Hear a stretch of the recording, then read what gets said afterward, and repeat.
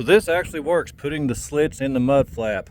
So a while back I put out a video where I ripped off this entire hanger here. The mud flap got underneath the tire while I was backing up the truck, ripped the whole thing off.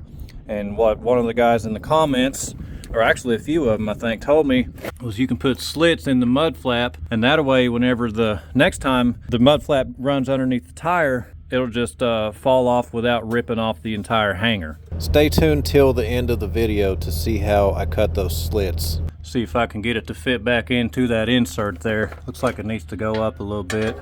All right, we got it back in there. You can see right there, there's the insert. Just fits right in like that. Now all we gotta do is loosen up these bolts, slide this back up in there, and we can be about our way, and the mud flap is still perfectly functional. That worked really well. I'm glad those guys left me that tip. Just get out my 9/16 and my vice grips and go to town. Take these all the way off. All right, I got all these loose. I think I'm just gonna leave this one in there and just kind of pivot it back up into the hanger.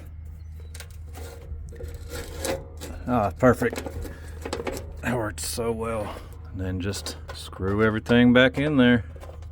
Now I wouldn't recommend tightening these up too tight, because then it's going to have too much clamping pressure, and it's not going to get ripped out from the hanger, and it's going to pull the entire hanger off.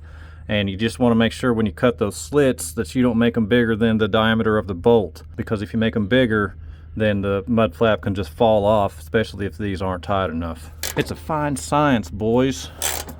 And there we have it, good as used. Just gotta cut some slits in it, and of course, gotta protect this beautiful face.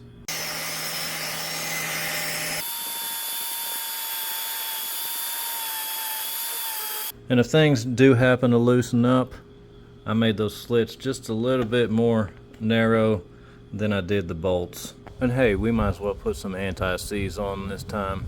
Hopefully, if I get in some mud and this thing goes underneath the tire, they'll be loose enough to where it just pulls it out.